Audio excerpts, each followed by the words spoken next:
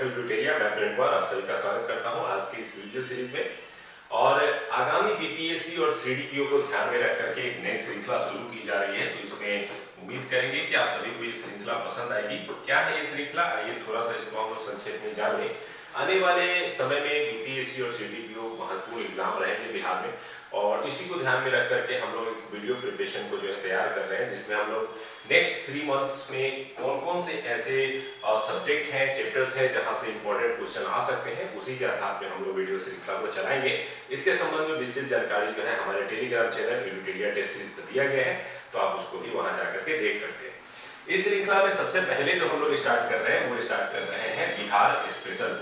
Bihar special के अंतर्गत बहुत से ऐसे चैप्टर्स हैं जहां से निश्चित रूप से प्रश्न पूछे जाते हैं, तो उन चैप्टर्स को, उन टॉपिक्स को टारगेट किया जाएगा ताकि बेहतर ढंग से उसको हम लोग तैयार कर सके तथा उसका रिवीजन एग्जाम से पहले 2-3 बार कर सके। इसी क्रम में आज का जो हमारा वीडियो है वो है बिहार स्पेशल के अंतर्गत भारत एवं बिहार की जनगणना से संबंधित डिटेल्स। इसमें हम लोग न केवल बिहार एवं भारत की जनगणना से संबंधित आंकड़े, महत्वपूर्ण बिंदु, इसके अलावा जो रिसेंट के एग्जाम में जो क्वेश्चंस पूछे गए हैं बीपीएससी में, कैसे कैसे क्वेश्चन पूछे गए हैं, उन सभी क्वेश्चंस को देखेंगे और उन क्वेश्चंस को प्रैक्टिस कर लेंगे ताकि हमें आने वाले एग्जाम की तैयारी का एक आधार मिल जाएगा। तो चलिए दोस्तों शुरू करते हैं आज की श्रृंखला के अंतर्गत और आते हैं सबसे पहले पॉइंट्स की ओर। इसके अलावा मैं बता दूं कि इससे पहले आपको 2 वीडियो अपलोड किए गए हैं जो रिसेंट में, जिसमें हम लोगों ने बीपीएससी के ट्रेंड को समझने का प्रयास किया था कि कैसे प्रश्न जो है बीपीएससी द्वारा पूछे जाते हैं, किन सब्जेक्ट से, किन चैप्टर से प्रश्न पूछे जाते हैं, उसका एक पूरा ट्रेंड एनालिसिस हम लोगों ने किया था। उसका वीडियो लिंक भी आपको डिस्क्रिप्शन में दे दिया जाएगा। इसके अलावा बिहार स्पेशल के अंतर्गत जो पहला वीडियो था जिसमें हम लोगों ने बिहार के संबंध में सामान्य परिचय जो था वो हम लोगों ने अपलोड किया था और उसको पढ़ा भी था, तो सामान्य परिचय वाला वीडियो आप जरूर पढ़ लेंगे। इसके अलावा हम लोग आगे जो है बिहार के भौतिक स्वरूप, नदियों एवं बिहार के इतिहास से संबंधित वीडियोस आएंगे, जिसके थ्रू हम लोग पूरे बिहार स्पेशल को कवर अप कर सकेंगे। तो चलिए आज के वीडियो में हम लोग पढ़ने वाले हैं भारत एवं बिहार की जनगणना को।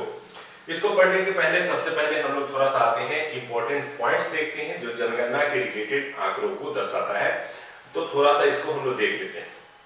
भारत में पहली बार जो जनगणना की शुरुआत हुई थी वो 1872 में हुई थी। तो कई बार ये डेट भी पूछा जाता है ऑब्जेक्टिव टाइप का, और ये लॉर्ड मेयो थे उस समय भारत के गवर्नर जनरल, उनके समय में जो है ये स्टार्ट हुआ था।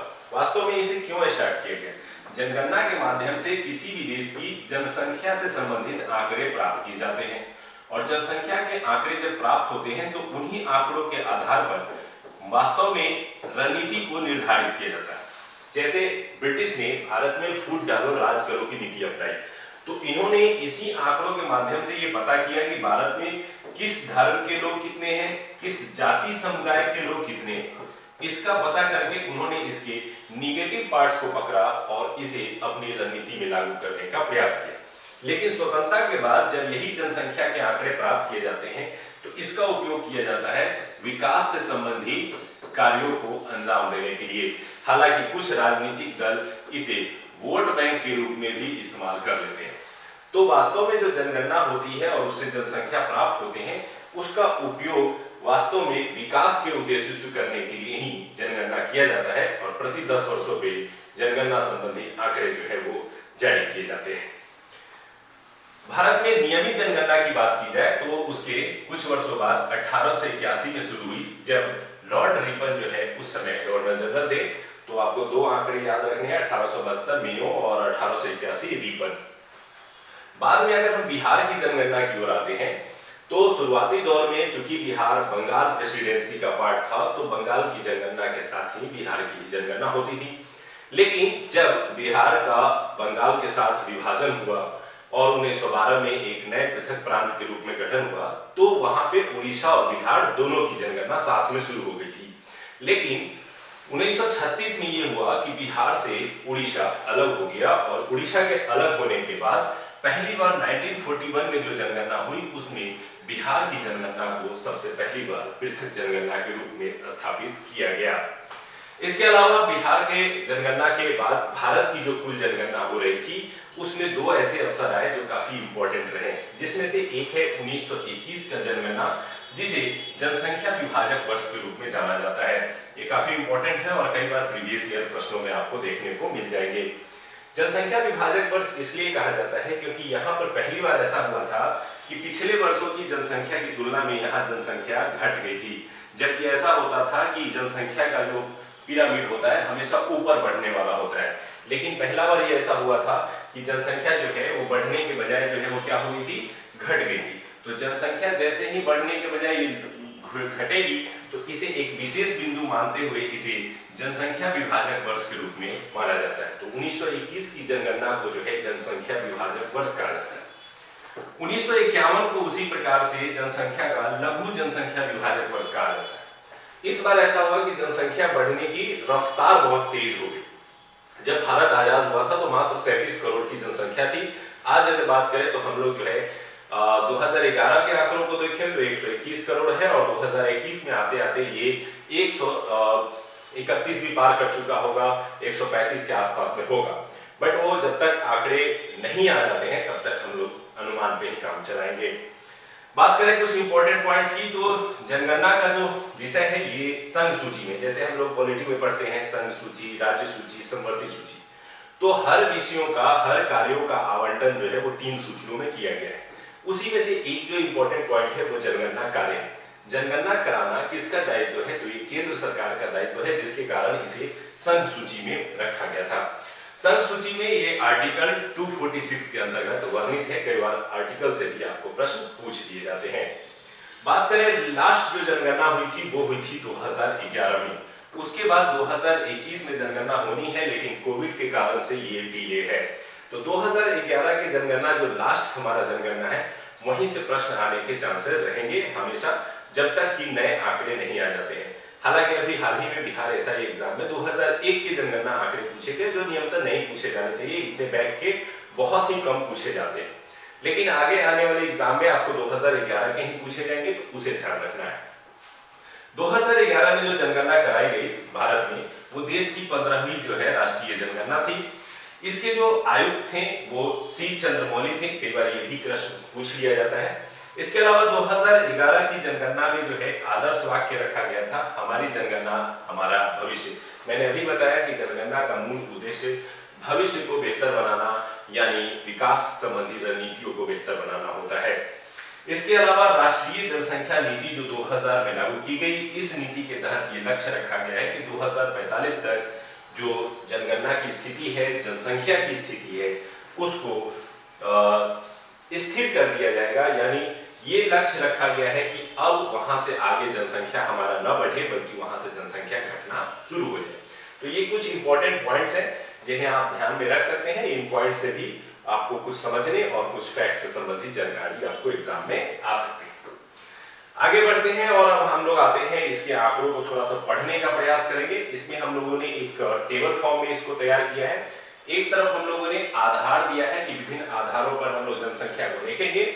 इसी आधार में एक तरफ भारत और दूसरी तरफ बिहार से हम लोगों ने इसकी तुलना की है, ताकि एक ही वीडियो के माध्यम से आप भारत और बिहार दोनों की जनगणना संबंधी आंकड़ों को याद रख सकेंगे।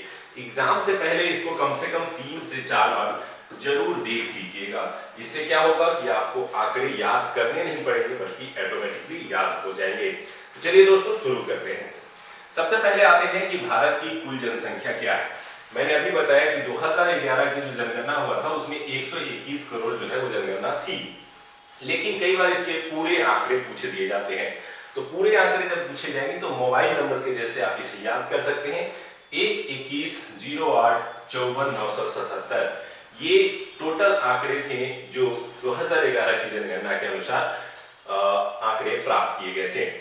इसके अलावा अगर हम बात करें तो भारत जो है वो विश्व में दूसरा सबसे बड़ा देश है जिसमें सर्वाधिक जनसंख्या है। पहला स्थान पे चाइना है और दूसरा भारत है। और भारत जो है वो पूरे विश्व का कितना प्रतिशत जनसंख्या अपने पास रखता है, तो 17.5% जनसंख्या रखता है। जबकि अगर क्षेत्रफल की बात कर ले तो काफी क्षेत्रफल कम जो है वो भारत के पास है, जबकि जनसंख्या की बात कर ले तो 17.5% जो है वो जनसंख्या के साथ भारत विश्व का दूसरा सबसे बड़ा जनसंख्या वाला देश है। बात करें बिहार की, तो बिहार की जो जनगणना है वो उसके अनुसार 10 करोड़ 41 लाख जो है वो जनसंख्या बिहार की है। इसे अगर पूरे आंकड़ों में याद करें तो 10, 40, 99, 452, जो कि पहले एक बार पूछा भी जा चुका है आंकड़ों को, तो इसलिए ये भी इंपॉर्टेंट है। अगर बात करें कि बिहार जो है वो जनसंख्या में भारत में कौन सा स्थान रखता है, तो ये 3rd रैंक है, यानी बिहार जो है वो भारत का तीसरा सबसे बड़ा जनसंख्या वाला राज्य है। पहले स्थान पे बात कर ले तो पहला स्थान पे हमारा यूपी है। यूपी के बाद अगर हम लोग देखेंगे तो दूसरा जो है वो हो जाएगा बिहार, पहला स्थान पे यूपी, दूसरे पे महाराष्ट्र और तीसरे स्थान पे जो है वो बिहार है। तो इस प्रकार से बिहार जो है वो भारत का तीसरा सबसे बड़ा जनसंख्या वाला राज्य है। अब बात करते हैं पुरुष एवं महिलाओं की जनसंख्या को लेकर। भारत में पुरुष की कुल जनसंख्या जो 100% है उसमें 51.47% जो जनसंख्या है वो पुरुषों की है और महिलाओं की जनसंख्या 48.53% है।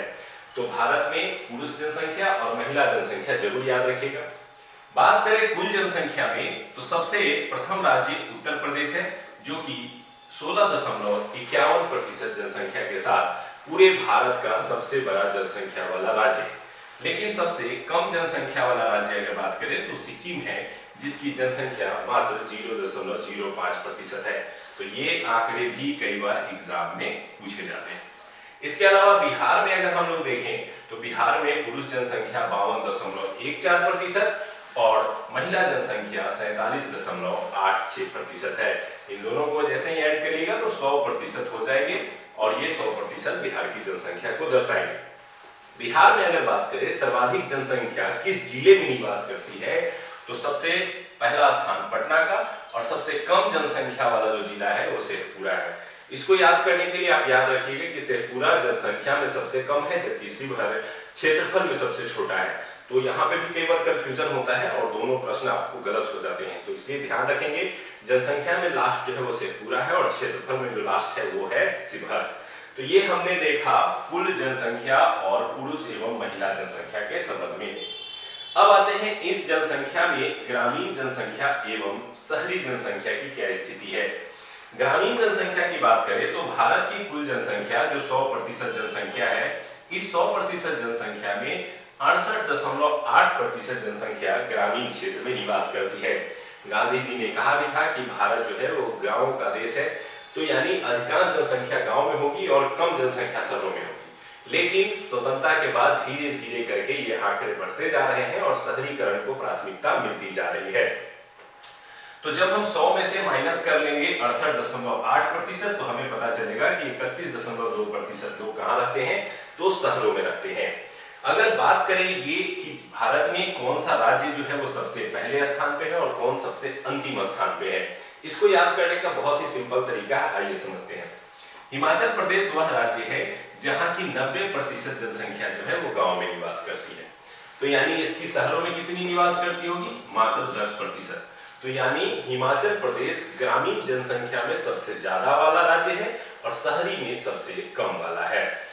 इसके अलावा गोवा की बात करें तो गोवा जो है इसकी शहरी जनसंख्या 62.2% के साथ सबसे ज्यादा है। यानी कौन सा ऐसा राज्य है जिसके लोग सबसे ज्यादा शहरों में रहते हैं, तो वो हो गया गोवा। तो गोवा यदि शहर में रहने वाला राज्य है तो सबसे कम गांव में रहने वाला राज्य कौन होगा, तो वो हो जाएगा गोवा। तो आसानी से आप इसे याद कर सकते हैं। वहीं अगर हम बिहार में आते हैं तो बिहार की 88.7% जनसंख्या जो है वो गांव में निवास करती है। चूंकि बिहार और ग्रामीण क्षेत्र परिवेश वाला राज्य है और पूरे भारत में इसका दूसरा स्थान है। पहला स्थान किसका है, हिमाचल प्रदेश का, और दूसरा स्थान जो है वो भारत का है। यदि 88.7% लोग गांव में रहते हैं तो यानी 100 में से माइनस करेंगे 88.7 को, तो 11.3% लोग ही होंगे जो शहरों में निवास कर रहे होंगे। तो इस प्रकार से आसानी से आप इसे याद कर सकते हैं, 88.7 और 11.3। अगर इसी आंकड़ों में हम लोग देख लें कि सबसे ज्यादा गांव में रहने वाला जिला कौन सा है बिहार का, तो समस्तीपुर जो है वो सबसे ज्यादा गांव में रहने वाला जिला है, क्योंकि 96.5% जो यहाँ की जनसंख्या है वो गांव में रहती है। तो यानी समस्तीपुर सबसे कम शहरों में रहने वाला, यहाँ की मात्र 3.5% जनसंख्या ही शहरों में निवास करती है। और सबसे ज्यादा शहर में कौन रहेगा, तो जो राजधानी है, तो शहरों में सबसे ज्यादा रहने वाला जिला जो है वो है पटना, जिसकी लगभग 43% जनसंख्या शहरों में निवास करती है। और इसे हम जैसे ही प्रतिशत जनसंख्या जो है वो शहरों में निवास करती है, तो यानी इसका मात्र जो है वो 57% जनसंख्या ही गाँव में निवास करेगी। तो इस प्रकार से समस्तीपुर सर्वाधिक ग्रामीण जनसंख्या वाला तथा सबसे कम शहरी जनसंख्या वाला जिला, पटना सबसे अधिक शहरी तथा सबसे कम ग्रामीण जनसंख्या वाला जिला है। आते हैं अब अगले पॉइंट पे, और वो है हमारा 10वीं वृद्धि दर, यानी 10 वर्षों के अंतराल में सबसे ज्यादा जनसंख्या कहाँ वृद्धि हुई है या कमी हुई है, उसी को देखेंगे। अगर बात करें भारत की कुल जनसंख्या की, तो भारत में जो 2001 के आंकड़े थे उसके अनुसार 2011 के बीच 17.7% जनसंख्या वृद्धि दर्ज की गई है, जो कि कई बार एग्जाम में प्रश्न के रूप में पूछे गए हैं। बात करें भारत के सभी राज्यों में, तो सबसे पहले स्थान पे है मेघालय, जहां 27.9% की जनसंख्या वृद्धि दर हुई थी। मेघालय के बाद अरुणाचल प्रदेश और तीसरा बिहार ही है, जहां पे सर्वाधिक जनसंख्या वृद्धि जो है वो पिछले 10 वर्षों में देखी गई थी। इसके अलावा सबसे कम जनसंख्या वृद्धि जो है वो अंतिम स्थान पे है नागालैंड, जहां जनसंख्या बढ़ने के बजाय जनसंख्या घट गई थी और 0.6% जो है यहाँ जनसंख्या घट गई थी। और ये काफी ज्यादा इंपॉर्टेंट है, कई बार प्रश्न में पूछा गया है कि वह राज्य जहां पर जनसंख्या बढ़ने के बजाय पिछले जनगणना की तुलना में जनसंख्या घट गई, वह राज्य कौन था, तो वो नागालैंड था। बिहार की बात करें तो बिहार में 2001 से लेकर के 11 के बीच 25.4% की दर से जो है वो जनसंख्या बढ़ाया, और इस क्रम में बिहार जो है वो भारत में तीसरे स्थान पे रहा। पहले स्थान पे मेघालय और दूसरे स्थान पे अरुणाचल प्रदेश रहा था। इसी के अलावा बात कर ले बिहार में सबसे ज्यादा जिला कौन सा वो रहा जहां पर जनसंख्या वृद्धि तेजी से हुई, तो वो रहा मधेपुरा। मधेपुरा में जो जनसंख्या वृद्धि रही वो बिहार के औसत से काफी आगे 31.1% रही, जबकि गोपालगंज में जो है 19% की वृद्धि होने के साथ गोपालगंज सबसे कम जनसंख्या वृद्धि वाला जिला रहा। तो गोपालगंज और मधेपुरा, तो आसानी से आप इसे याद रख सकते हैं, सबसे ज्यादा वाला और सबसे कम वाला। आइए आते हैं अगले कुछ आधार की ओर और कुछ अन्य आंकड़ों की ओर। अब आते हैं हम लोग देखते हैं लिंगानुपात। लिंगानुपात क्या है, तो प्रति 1000 पुरुषों पर महिलाओं की संख्या ही लिंगानुपात कहलाती है। तो भारत में देखें तो भारत में 943 है 2011 के आंकड़ों के अनुसार, यानी 1000 पुरुषों पर महिलाओं की संख्या 943 है। इससे पहले 2001 में 940 थी, यानी इसमें वृद्धि हुआ और 943 हो गया। बात करें राज्यों में तो सबसे पहला स्थान केरल का आता है, जहां 1084 महिलाएं हैं 1000 पुरुषों की तुलना में। तो ये काफी इंपॉर्टेंट आंकड़े हैं, यहाँ से प्रश्न पूछे जाते हैं। सबसे कम वाला अगर बात कर ले तो सबसे कम वाला हरियाणा है, जहां पर मात्र 879 महिलाएं हैं 1000 पुरुषों पे। तो 879 याद रखिएगा, ये आसानी से आपको याद हो जाएगा। हरियाणा सबसे कम लिंगानुपात वाला राज्य है। बात करें बिहार में तो बिहार के 918 रहा महिलाओं की संख्या प्रति 1000 पुरुषों की। ये कई बार एग्जाम में पूछा गया है और ये फिर से भी पूछा जा सकता है। लेकिन वहीं एक जिला ऐसा भी रहा जो 1000 की तुलना में अधिक रहा, वो जिला रहा गोपालगंज। यहाँ 1021 महिलाएं हैं 1000 पुरुषों की तुलना में। तो ये काफी इंपॉर्टेंट आंकड़े हैं, यहाँ से प्रश्न आते हैं। सबसे लास्ट वाला पोजीशन देखें तो ये मुंगेर का है, जहां 876 महिलाओं की संख्या है, यानी हरियाणा से भी 3 कम। तो बस 3 कम याद रख लेना है, वो याद हो जाएगा। और कहां पे, तो मुंगेर पे। तो मुंगेर में महिलाओं की संख्या 1000 पुरुषों की तुलना में सबसे कम होते हुए बिहार का सबसे आखिरी जिला है। आते हैं शिशु लिंगानुपात। शिशु लिंगानुपात के तहत हम लोग 0 से 6 वर्ष के बच्चों में लिंगानुपात के आंकड़ों देखते हैं। इस लिंगानुपात में जो बिहार का एक्चुअल डाटा है वो भारत का डाटा है, यानी 918 भारत का लिंगानुपात है प्रति 1000 शिशुओं के ऊपर, यानी प्रति 1000 पुरुष शिशुओं में बच्चियों की संख्या, लड़कियों की संख्या 918 है। इसमें नंबर 1 पे सबसे बेहतर स्थिति में है अरुणाचल प्रदेश, जहां 1000 शिशुओं में 972 जो है वो लड़कियां हैं। वहीं सबसे खराब स्थिति इसमें भी हरियाणा की है 834 के साथ। बिहार में शिशु लिंगानुपात की स्थिति काफी अच्छी है और यह 935 है। और बिहार में अगर बात करें तो सबसे अच्छी स्थिति में शिशु लिंगानुपात में किशनगंज है जहां 971 है, लेकिन सबसे खराब स्थिति है वैशाली की, जो कि पटना के पास में होने के बावजूद भी यहाँ पर लिंगानुपात शिशुओं में काफी कमजोर है और 904 के साथ ये सबसे अंतिम स्थान पे है। तो ये महत्वपूर्ण आंकड़े थे शिशु लिंगानुपात के। आते हैं जनसंख्या घनत्व। जनसंख्या घनत्व का मतलब है 1 किलोमीटर स्क्वायर क्षेत्रफल में रहने वाले लोगों की संख्या को जनसंख्या घनत्व कहते हैं। तो भारत के अगर कुल क्षेत्रफल में जनसंख्या से हम भाग देते हैं, ये भी कई बार पूछ लिया जाता है सूत्र, टोटल क्षेत्रफल में अगर टोटल जनसंख्या से भाग देंगे तो हमारा जो है 1 किलोमीटर क्षेत्रफल में कितने लोग रहते हैं ये प्राप्त किया जा सकता है। भारत में ये संख्या जो है वो 382 है प्रति स्क्वायर किलोमीटर। तो यानी भारत का जनसंख्या घनत्व कितना है, तो यह है 382। जनसंख्या घनत्व के मामले में सबसे नंबर 1 पे है बिहार, जहां पे 1106 लोग रहते हैं प्रति वर्ग किलोमीटर में, जबकि भारत का औसत मात्र 382 है। सबसे लास्ट पोजीशन जो यानी जनसंख्या घनत्व सबसे कम किसका है, तो वो है अरुणाचल प्रदेश का, जहां मात्र 17 लोगों निवास करते हैं प्रति वर्ग किलोमीटर में। ये 2011 में और भी कम हुआ करता था, 13 हुआ करता था, जो बढ़ करके 17 हो गया था। बिहार की बात कर ले तो 1106 है, अभी आप लोगों ने पढ़ा भी। बिहार में अगर सर्वाधिक जनसंख्या घनत्व देखें तो शिवहर जिला का है, जहां पे 1880 लोग निवास करते हैं प्रति वर्ग किलोमीटर में, जबकि सबसे कम जनसंख्या घनत्व कैमूर जिला का है। आप नोट कर सकते हैं, याद कर सकते हैं, बिहार के मैप में सबसे बाउंड्री पर स्थित कैमूर जिला, जहां पर पहाड़ी क्षेत्र होने के कारण जनसंख्या घनत्व कम है और 488 लोग रहते हैं मात्र प्रति वर्ग किलोमीटर में। हालांकि वह आंकड़ा भी राष्ट्रीय औसत से ज्यादा है। तो ये थे कुछ महत्वपूर्ण आंकड़े। आते हैं कुछ और महत्वपूर्ण आंकड़ों की ओर। इसमें हम लोग देखते हैं साक्षरता के ऊपर। साक्षरता की स्थिति क्या है, तो भारत में अगर बात करें तो भारत में 73% साक्षरता दर है। साक्षरता क्या होती है, तो 7 वर्ष से अधिक आयु के वे लोग जिनके पास जो है पढ़ने लिखने की क्षमता होती है, वो साक्षरता की श्रेणी में आ जाते हैं। तो भारत में 73% लोग इस श्रेणी में आते हैं। जबकि बिहार की बात कर ले तो बिहार सबसे लास्ट पोजीशन पे है और 61.8% लोग ही इस श्रेणी में आ सकते हैं। बात करें इसके भारत में, तो भारत में सबसे अच्छा साक्षरता वाला राज्य केरल है, जहां 94% है, और बिहार सबसे लास्ट पोजीशन के साथ सबसे खराब स्थिति में है और 61.8% के साथ सबसे अंतिम स्थिति में है। तो पहले भारत का ही देख लेते हैं, फिर हम लोग बिहार की ओर आएंगे, फिर हम लोग आते हैं पुरुष साक्षरता की ओर।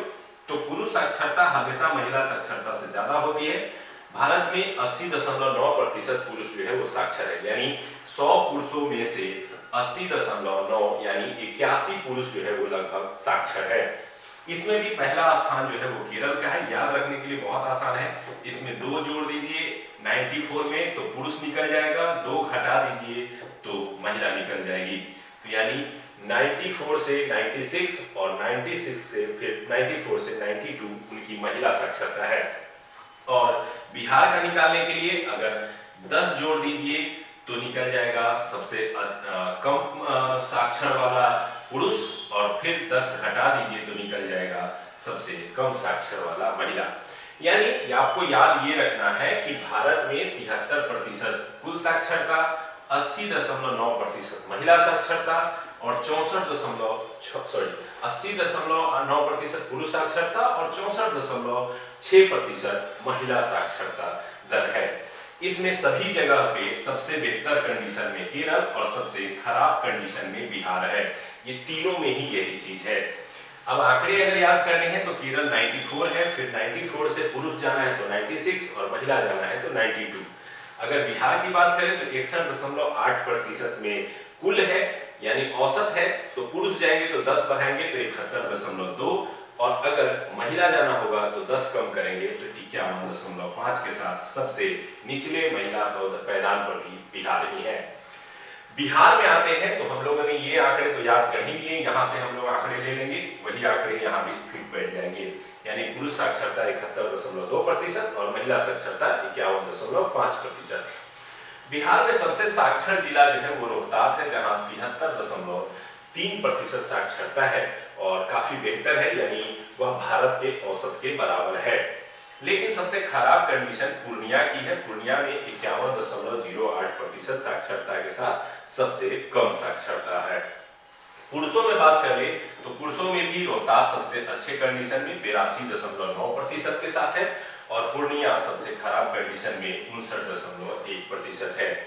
महिलाओं में आते हैं तो एक बदलाव होता है। सबसे बेहतर तो रोहतास रह जाता है 63% के साथ, लेकिन सबसे खराब कंडीशन में सहरसा है 41.7% के साथ। ये सभी प्रश्न के रूप में आपको पूछे भी गए हैं, तो इसको हम लोग थोड़ा सा ध्यान रखेंगे। एक बार से दो बार इसको रिवाइज करके देखिएगा, आंकड़े आपको याद हो जाएंगे। ऑप्शन आने पर आपको आसानी से ये क्वेश्चन बन जाएंगे।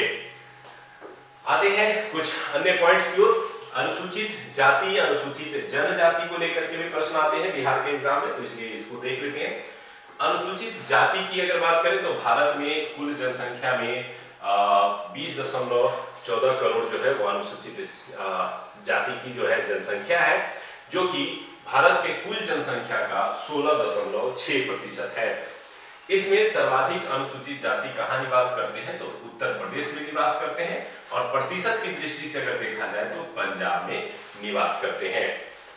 इसके अलावा अनुसूचित जनजाति में आते हैं तो भारत में कुल 10.43 करोड़ जो है, यानी लगभग आधा जो है वो अनुसूचित जनजाति की जनसंख्या है, जो कि भारत की कुल जनसंख्या का 8.6% है। यहाँ 8.6, यहाँ 16.6। अनुसूचित जाति ज्यादा होगा, जनजाति कम होगा, ये ध्यान रखना है, यहां से याद हो जाएगा। सबसे ज्यादा अनुसूचित जनजाति अगर हम लोग देखें आंकड़ों में तो मध्य प्रदेश में निवास करती है। लगभग 1.5 करोड़ जनसंख्या जो है वहां पे अनुसूचित जनजाति की है। लेकिन प्रतिशत की बात करें तो मिजोरम वह राज्य है जिसके 100% कुल जनसंख्या में से 94.4% जनसंख्या जो है वो केवल अनुसूचित जनजातियों की जनसंख्या है, जो कि कई बार एग्जाम में पूछा गया है। प्रतिशत की दृष्टि से सबसे पहला स्थान किसका है तो वो मिजोरम का है, और संख्या की दृष्टि से पहला स्थान किसका है तो मध्य प्रदेश का है। अब आते हैं बिहार में, तो बिहार में देखते हैं तो बिहार में अनुसूचित जनजाति जो है वो 1.65 करोड़ के साथ तीसरे स्थान पे है। पहला स्थान उत्तर प्रदेश का है। अनुसूचित जनजाति सर्वाधिक कहाँ निवास करते हैं तो गया में निवास करते हैं। भारत की कुल जनसंख्या बिहार की कुल जनसंख्या में 15.9% जो जनसंख्या है वो अनुसूचित जाति की जनसंख्या है, और इसमें 30% जो है यानी गया की जनसंख्या में वो अनुसूचित जाति की जनसंख्या है, यानी गया जो है वो संख्या एवं प्रतिशत दोनों ही मामलों में सबसे आगे है। इसके अलावा अनुसूचित जाति के मामले में सबसे न्यूनतम वाला जो जिला है वो है किशनगंज है, तो ये भी एक इम्पोर्टेंट है। अब बात करते हैं कि अनुसूचित जनजाति की, तो बिहार में जो है वो अनुसूचित जनजाति काफी कम है, और 13.3 लाख मात्र जनसंख्या ही बिहार में अनुसूचित जनजाति की है। इसमें अगर बात करें तो पश्चिमी चंपारण जो है वो सबसे ज्यादा अनुसूचित जनजाति है। बिहार की कुल जनसंख्या में 1.3% ही जनसंख्या जो है वो अनुसूचित जनजाति की जनसंख्या है, जिसमें पश्चिमी चंपारण की जो टोटल जनसंख्या है उसमें से 6.4% जनसंख्या जो है वो अनुसूचित जनजाति की है। इसलिए पश्चिमी चंपारण सबसे ज्यादा अनुसूचित जनजाति वाला जनसंख्या जो है वो बना हुआ है। तो ये थे आंकड़े, महत्वपूर्ण आंकड़े। इसके पीडीएफ भी आपको जो है टेलीग्राम चैनल और डिस्क्रिप्शन लिंक में दे दिए जाएंगे, तो आप इसे डाउनलोड भी कर लीजिएगा और 2-3 बार जरूर पढ़िएगा, काफी ज्यादा आपको याद हो जाएगा। अब आते हैं हम लोग प्रीवियस ईयर के क्वेश्चंस पे और देखते हैं कि आप लोगों ने जो अभी पढ़ा है वहां से कुछ प्रश्नों को आप सही कर पाते हैं या नहीं। अभी रिसेंट में एक एग्जाम हुआ था जिसे हम लोग बीपीएससी ऑडिटर का एग्जाम कहते हैं, जो 2021 में ही आयोजित हुआ। जनगणना 2011 के अनुसार निम्नलिखित में से कौन एक सही नहीं है, तो ये ध्यान रखेंगे कि क्या पूछा जा रहा है, सही है या सही नहीं है। पहला कथन है कि भारत का जनसंख्या घनत्व 382 प्रति व्यक्ति वर्ग किलोमीटर में है, तो अभी हम लोगों ने पढ़ा कि बिल्कुल सही है कि 382 है। दूसरा है सबसे कम लिंगानुपात पंजाब में है, तो क्या ये ऐसा था? नहीं था, क्योंकि सबसे जो कम लिंगानुपात था वो हरियाणा में था 879। अभी मैंने बताया भी था कि हरियाणा 879। तीसरा है मेघालय में 2001 से 11 में 10 ये जनसंख्या वृद्धि दर सबसे ज्यादा रही, तो अभी हम लोगों ने पढ़ा भी था कि वहां पे 27% के साथ सबसे ज्यादा जनसंख्या वृद्धि जो है वो मेघालय में हुई थी, तो यानी ये लाइन भी सही है। चौथे लाइन पे आते हैं कि सबसे कम महिला साक्षरता दर राजस्थान में पाई गई है। तो ऐसा नहीं था, अभी हम लोगों ने साक्षरता में पढ़ा था कि हर मामले में केरल आगे और हर मामले में बिहार पीछे। यहाँ कहा जा रहा है राजस्थान पीछे, तो यानी ये गलत है। इसके जगह पे यहाँ पे होता बिहार, और बिहार होता कितना 51.5%, तब जाकर के बिहार सही होता। तो यानी इसमें से दो गलत निकल गए, बी और डी। तो जैसे ही दो गलत निकलेंगे तो कौन सा आंसर जाएगा? ई हमारा उत्तर जाएगा। तो इसलिए इस क्वेश्चन का आंसर क्या होगा? ई होगा। आते हैं अगले प्रश्न की ओर। अगला प्रश्न जो है वो भी ऑडिटर एग्जाम में ही पूछा गया था। जनगणना 2011 के अनुसार निम्नलिखित जिलों में से कौन सा एक अधिकतम साक्षरता वाला जिला है? तो अभी हम लोगों ने बिहार के बारे में पढ़ा था कि बिहार के सबसे साक्षर जिले में कौन है? तो रोहतास है। और सबसे खराब प्रदर्शन में कौन है? तो पूर्णिया है। तो ये हम लोगों ने अभी पढ़ा, और जस्ट यहाँ पे आपको दिख रहा है ऑप्शन सी रोहतास। तो इसलिए इसका सही उत्तर क्या हो जाएगा? रोहतास हो जाएगा। आते हैं तीसरे, ये भी ऑडिटर में पूछा, यानी एक एग्जाम में 3 से 4 प्रश्न भी जनसंख्या से पूछे जा सकते हैं। यहाँ पे पूछा है 2011 के अनुसार बिहार का सर्वाधिक जनसंख्या घनत्व वाला जिला कौन सा है? तो अभी हम लोगों ने पढ़ा कि जनसंख्या घनत्व जो है वो बिहार का जो है वो 1106 है, लेकिन जिले में सबसे ज्यादा किसका था? ऑप्शन है पटना, शिवहर, दरभंगा, वैशाली। इसका सही उत्तर क्या था? शिवहर। शिवहर जो वो जिला था जहां पर इसकी जो जनसंख्या घनत्व थी 1880 के साथ सबसे ज्यादा था, और सबसे कम कहां था? तो कैमूर का था। तो यानी इसका सही उत्तर क्या हो जाएगा? शिवहर हो जाएगा। नेक्स्ट में आते हैं हम लोग, ये 66 बीपीएससी का जो एग्जाम हुआ था उसमें पूछा गया था 2011 की जनगणना के अनुसार भारत के किस राज्य के आदिवासियों की आबादी का प्रतिशत उसकी कुल आबादी की तुलना में सबसे अधिक है? तो ये जो जनजाति होते हैं, ये जनजाति से संबंधित प्रश्न में हम लोगों ने पढ़ा था कि 100% जो वहां की जनसंख्या है उसमें कितना प्रतिशत वहां की जनजाति का आबादी है, उसमें सबसे ज्यादा वाला कौन था? तो मिजोरम था। इसलिए इसका सही उत्तर जो होगा वो क्या हो जाएगा? मिजोरम हो जाएगा, जो कि 94% से ज्यादा जनसंख्या जो वहां के राज्य की है वो जनजातियों की है। आते हैं अगले पॉइंट की ओर। अगला प्रश्न हमारा है बिहार के वे जिले कौन से हैं जिनमें 2001 और 2011 में क्रमशः सबसे कम ग्रामीण महिला साक्षरता रही? तो अभी हम लोगों ने जस्ट पढ़ा था कि महिला साक्षरता जो है वो कम की बात हो रही थी। तो पूर्णिया जो था जहां पे सबसे कम साक्षरता थी, लेकिन हम लोगों को ये पढ़ना है कि महिला साक्षरता सबसे कम कहां थी?